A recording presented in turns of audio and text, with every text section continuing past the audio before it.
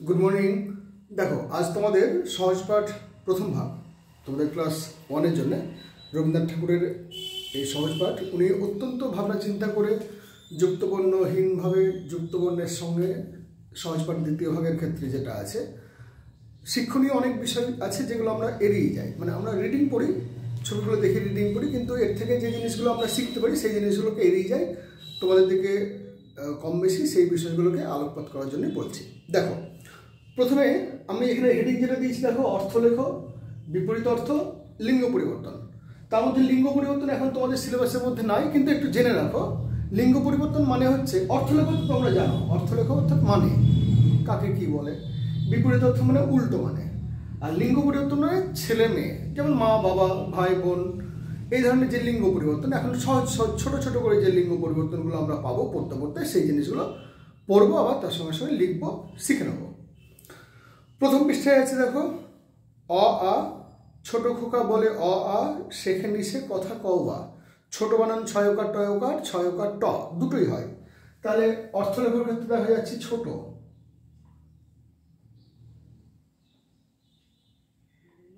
তার অর্থ কি হলো ক্ষুদ্র, কয় মূর্ধন্যের সয় হর্ষ, দয়ে অফলা, ক্ষুদ্র। ছোটের বিপরীত কি হবে? ছোট, তার বিপরীত ব ডয়বিন্দু র, বড়, বা ব ডয়বিন্দু রয়ে ওকার, দুটোই হবে। দুটোতে তোমাদের নাম্বার কাটার কোনো ভয় নেই, দুটোই সঠিক। ছোট খোকা বলে অ আ, শেখে নিশে কথা কওয়া, সে এখনো কথা বলতে শেখেনি। হর্ষই দীর্ঘই, বসে খাই ক্ষীর খই। হর্ষ, হর্ষ মানে হচ্ছে ছোট,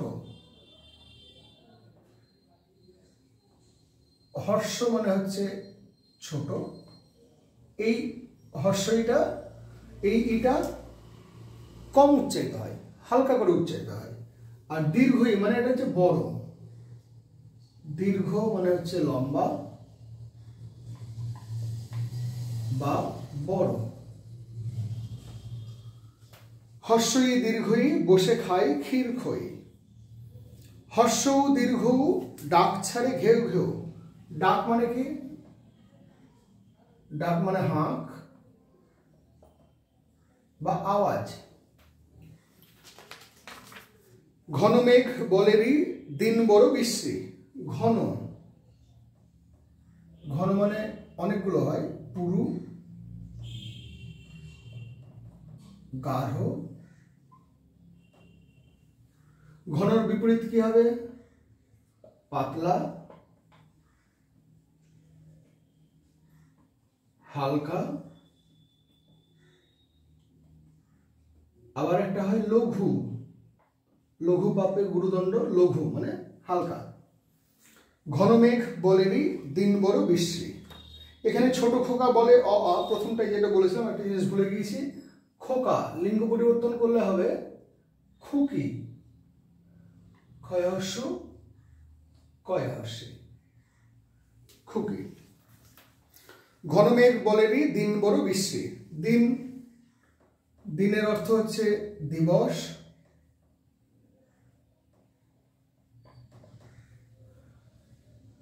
বিশ্রী, বিশ্রী মানে খারাপ।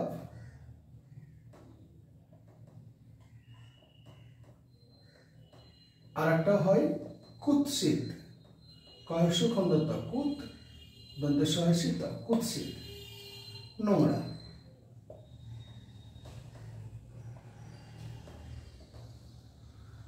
বিশ্রীর বিপরীত কি হবে? সুন্দর, ভালো। বাটি হাতে এ ওই, হাঁক দেয় দে দই।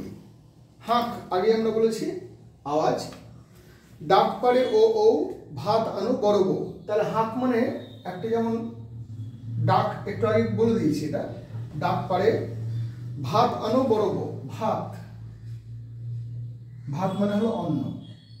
এমনিতে চাল থেকে, ধান থেকে চাল, চাল থেকে ভাত হয়, ভাত মানে অন্ন। বড় বউ, বউ মানে বধূ।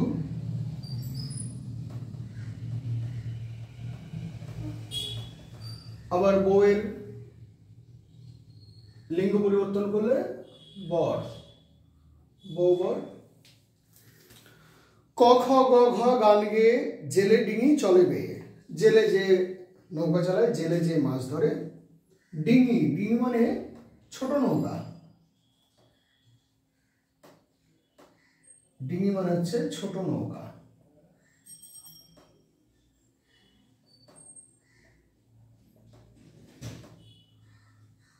বা ডোঙা।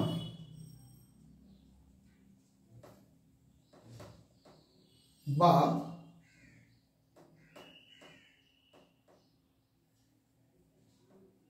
পানসি। ক খ গ ঘ গান গেয়ে জেলে ডিঙি চলে বেয়ে। এখানে এটা আমাদের হয়ে গেছে, এটা মিটিয়ে দিচ্ছি একটু।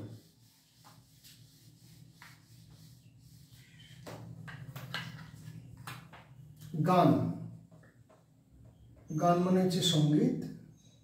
মা গান গায়, বোন গান গায়, বা গীতি বা গীত।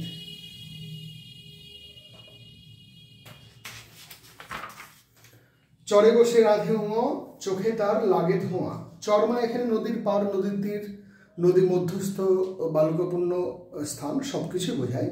চরে বসে রাধে উঁ, চোখে তার লাগে ধোঁয়া। চোখ, চোখ মানে নয়ন, চক্ষু, আঁখি।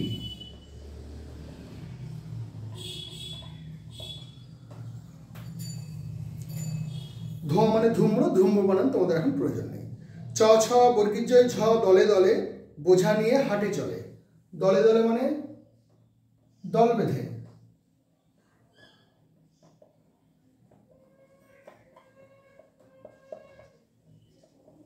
বা একত্রে। একত্রে মানে এটা বহু বচন, অনেকে মিলে। দলে দলে বোঝা নিয়ে হাটে চলে। তাহলে বোঝা, বোঝা মানে ভার, জিনিসপত্র।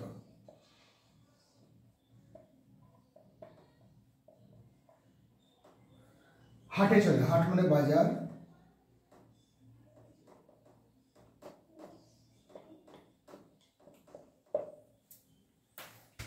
চ ছ বর্গীর জ ঝ দলে দলে বোঝা নিয়ে হাটে চলে।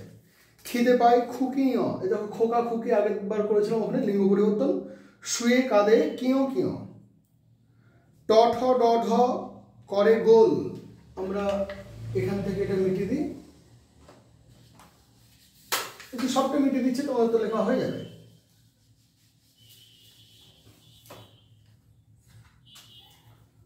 ট ঠ ড ঢ করে গোল, গোল মানে গোলমাল।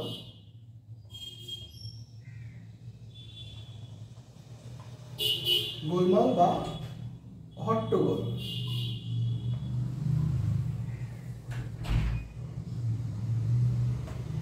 গন্ডগোল।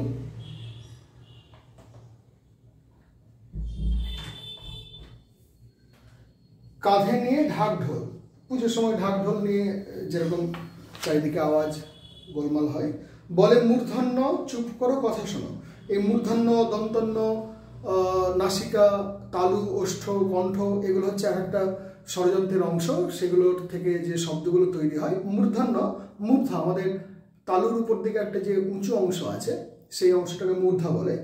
বলে মূর্ধন্য চুপ করো কথা শোনো। তথ দ দ বলে ভাই আমপাড়ি চলো যাই। তাহলে ভাই, ভাই মানে ভ্রাতা।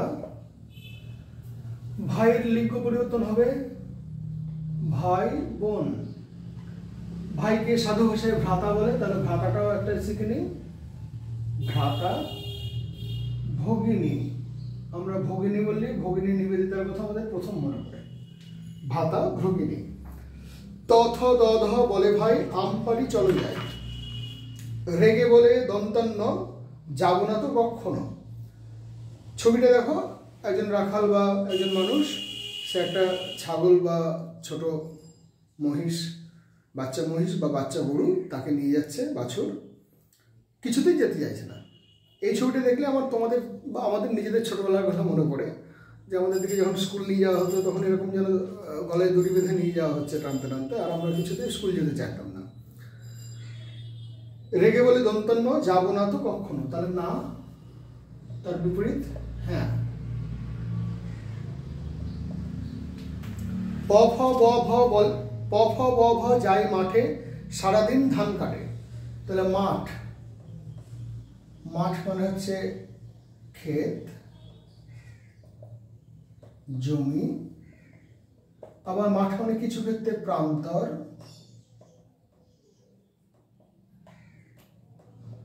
আবার ক্ষেত বানান ক্ষয়কার ত, এই ক্ষেতটাও হয়। যায় মাঠে সারাদিন ধান কাটে, সারাদিন,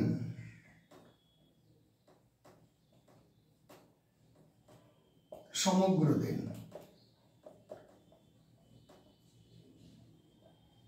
পুরো দিন ধান কাটে। ম চালায় গরু গাড়ি, ধান নিয়ে যায় বাড়ি। তাহলে বাড়ি মানে এখন ওই বয়াকার ডমিন রয়েছে, বয়াকার বয়সন রয়েছে, এখন ক্লাস 1-এ অতটা কঠিন শেখাচ্ছি না। বাড়ি, বাড়ি মানে হচ্ছে গৃহ, ঘর, আবাস। এবার অনেকেই ভাববে যে এত আমাকে কঠিন কঠিন পড়তে হবে, মুখস্থ করতে হবে এরকম কোনো ব্যাপার না। শুনো এখন, খালি যত শুনবে আস্তে আস্তে দেখবে 2 দিন পর ঠিক পারবে। ম চালায় গরু গাড়ি, ধান নিয়ে যায় বাড়ি। এই গরু গাড়ি নিয়ে তোমাদের একটা ছড়া আছে পরে, কুমোর পাড়ার গরু গাড়ি, বোঝাপড়া কলসি হাঁড়ি, এটা পরে পড়ব। উঞ্জ র ল ব, বসে ঘরে এক মনে পড়া করে।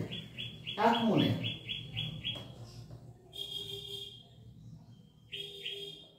একাগ্র চিত্তে, একাগ্র চিত্তে। তাহলে মন মানে কি? মন মানে চিত্ত, হৃদয়, এক মনে পড়া করে। তালব্যস্য, মূর্ধন্যস্য, দন্তস্য, 3টে আলাদা আলাদা স। তালব্যস্য তালুতে উচ্চারিত হয়। তালু আমাদের একটি ষড়যন্ত্রের অঙ্গ। মূর্ধন্যস্য মূর্ধা, সেটিও আমাদের একটি মুখের অংশ। দন্তস্য, দন্ত মানে হচ্ছে দাঁত, দাঁতে যে স উচ্চারিত হয়, দন্তস্য। তাহলে দন্ত মানে দাঁত, এটা লিখে দিই, দন্ত মানে দাঁত। তালব্যস্য, মূর্ধন্যস্য, দন্তস্য। বাদল দিনে, এটা আমাদের হয়ে গেছে আগে, সবগুলো মিটিয়ে দিলাম। বাদল দিন মানে মেঘলা দিন, বাদল দিন মানে বৃষ্টি মুখর দিন, বাদল দিন মানে ঝড় বৃষ্টির দিন, সবগুলোই হয়। তা বাদল মানে কিন্তু অ্যাকচুয়ালি বর্ষা। তা বাদল দিন মানে হচ্ছে বর্ষার দিনে। আচ্ছা, মূর্ধন্যস্য একটু ভালো করে, তোমরা ছোট এখন, তোমাদের জন্য একটু ঠিক করে লেখাই ভালো, না হলে তোমরা ওই দেখে দেখো ওরকমই লিখতে শিখবে। বর্ষার দিনে বা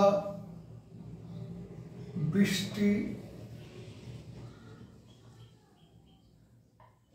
মুখর দিনে বা মেঘলা দিনে, সবগুলোই হয় বাদল দিনে মানে মেঘলা দিনে। বাদল দিনে ঘরে যাই ছাতা কিনে। কেনা মানে ক্রয় করা, ক্রয়ের ফলা অন্তস্থ। যুক্তবর্ণ একটু একটু করে শেখো, সহজ যেগুলো। ক্রয় করা, তা কেনার বিপরীত কি হবে? কেনা বেচা। দোকানে আমরা যাই জিনিসপত্র কিনতে, আর দোকানদার আমাদের জিনিসপত্র বেচে। ঘরে যাই ছাতা কিনে, ছাতার মানে হচ্ছে ছত্র।